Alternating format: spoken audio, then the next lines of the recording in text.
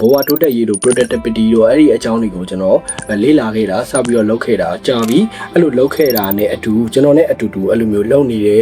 ဟိုလူငယ်တွေရှိရပါတော့အဲ့လိုတိုးတက်ခြင်းနဲ့ပြောင်းလဲခြင်းနဲ့ဒီ productive ဖြစ်ခြင်းနဲ့ personal development တွေဘာတွေအကြောင်းလေ့လာရဲဆိုတဲ့လူငယ်တွေရှိရပါတော့အဲ့လိုလူငယ်တွေဆိုတာထက်ကျွန်တော်ရဲ့တငယ်ချင်းတွေရှိမယ်ကျွန်တော်ထက်ငယ်တဲ့လူတွေရှိမယ်ကျွန်တော်ထက်ကြီးတဲ့လူတွေရှိမယ်ပေါ့နော်ကျွန်တော်ရဲ့အကူတွေတငယ်ချင်းတွေညီတွေပေါ့နော်သူတို့ကိုကျွန်တော်တခုပြောပြချင်တာအဲ့ဆိုဒီ video ကbrother တို့အတွက်မိတ်ဆွေတို့အတွက်ညီကိုမောင်နှမရဲ့အတွက်အဆုံးထိကြည့်ဖို့အတွက်ထိုက်တန်ညီမလည်းထိုက်တန်မယ်ထိုက်တန်ကောင်းလည်းထိုက်တန်နိုင်တယ်ဒါပေမဲ့ဒီ video ဆုံးပြီးအဆုံးထိကြည့်ပြီးဆိုလို့ရှိရင်ဒီအတွေးစရာလေးတစ်ခုတော့ရသွားမယ်ထင်ပါတယ်ဆိုတော့ကျွန်တော်ပြောချင်တဲ့အဓိကအကြောင်းရင်းကဘာလဲဆိုတော့ကျွန်တော်ကအကိုအတွက်အလုပ်ဖြစ်ရပြီဟိုဘသူစကားဖြစ်ဖြစ်ဟိုဘသူစကားမဟုတ်လို့မယုံဘသူစကားဟုတ်လို့ယုံနေပါညာအဲ့လိုမျိုးမထားတော့ဘူးပေါ့နော်ဟိုကျွန်တော်ပြောချင်တာကကျွန်တော်အနေနဲ့တကယ်ဆရာပီကာဖန်ဖြစ်တဲ့အတွက်ကြောင့်မို့ဆရာပီကာအနေနဲ့ပြောရဒီမခံချင်စိတ်ဒီနာကြီးချက်ဒီအနိုင်လိုချင်စိတ်ဒီအဲ့ဒါတွေနဲ့အကျိုးကူစားရတယ်ပေါ့နော်အရင်အသက်ကုန်ကျိုးစားတယ်အလုပ်အသက်ကုန်ကျိုးစားအဲ့လိုပုံစံမျိုးသူကတုံးတယ်โอเคအဲ့ဒါဆိုလို့ရှိရင်ကျွန်တော်တို့တော်တော်လေးကြိုက်ဒါပေမဲ့ဟိုစဉ်းစားကြည့်ဗျာဟိုဒီလူတွေကဘယ်လိုသတ်မှတ်ထားလဲဆိုလို့ရှိရင်ဒီမခံချင်စိတ်ဒီဟိုအမုန်းတွေဒေါသတွေမနာလိုစိတ်တွေအဲ့ဒါတွေကိုမကောင်းတဲ့စိတ်အဖြစ်မြင်ထားတယ်မကောင်းတဲ့စိတ်အဖြစ်မြင်ထားတဲ့အချိန်မှာအဲ့ဒါကြီးကိုမသုံးဖို့အတွက်ဟိုအရန်ကြိုးစားကြရကိုယ့်ရှိမှရှိရဆိုလို့ရှိရင်တော့မှအဲ့ဒါကြီးကိုဖျောက်ပစ်ဖို့အတွက်အရန်ကြိုးစားကြရတယ်တိလားအဲ့လိုကြိုးစားကြတယ်ဒါပေမဲ့ဆရာပီက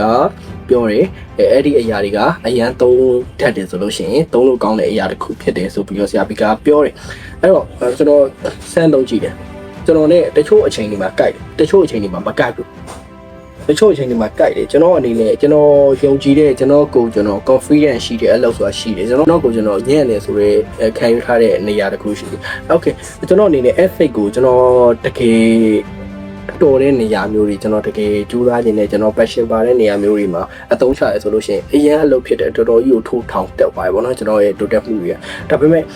အဲ့ဒီအရာကိုကျွန်တော်တကယ်မကျွမ်းကျင်တဲ့နေရာကြီးမှာသွားတုံလဲတုံဟာအဲ့လိုစိတ်တက်တည်ကြအဲ့လိုမျိုးဖြစ်အောင်အဲ့ဆိုဟိုအဲ့ဒီအချိန်မှာကျွန်တော်အနေနဲ့ဘယ်လိုလုပ်လဲဆိုတော့ကျွန်တော်အဲ့လိုမကျွမ်းကျင်တဲ့နေရာတွေမှာဆိုလို့ရှိရင်ကျွန်တော်က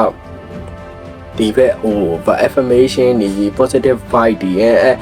အဲ့ဒါမျိုးဘက်ကိုကျွန်တော်ကသွားတယ်အဲ့ဒါမျိုးနဲ့ကျွန်တော်အလုပ်လုပ်တယ်အကယ်၍ okay ငါပိုင်တဲ့အလုပ်ဆိုလို့ရှိရင်လုံးဝအသက်ကုန်ကျိုးသားရဆရာအရန်ကျိုးသားအဲ့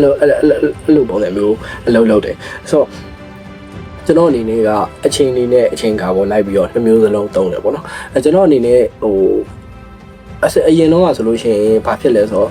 ကျွန်တော်တစ်ခုဆိုလို့ရှိရင်တစ်ခုပဲဆွဲကြိုက်တာတစ်ခုဒီတစ်ခုနံပါတ်1ဆိုရင်1ပဲနှစ်လုံးလို့မရနှစ်ဆိုလို့ရှိရင်မှားအဲ့လိုမျိုးကျွန်တော်အနေနဲ့ဟိုစုပ်ကြိုက်ထားတဲ့ဟာမျိုးရှိရပေါ့နော်ခုနောက်ပိုင်းဆိုလို့ရှိရင်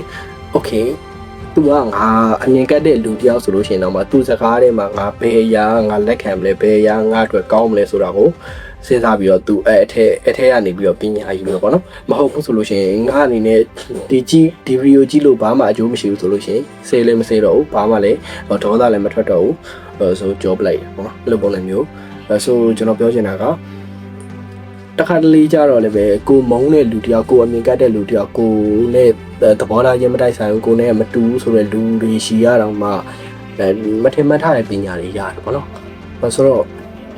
ပြောချင်တာအဲ့ဒါပါပဲဘာမှမဟုတ်ပါဘူးဟိုကိုအတွက်ကြိုက်တဲ့နေရာမှာကြိုက်တယ်လို့သုံးပေါ့နော်အဲ့လိုပုံစံမျိုးပါ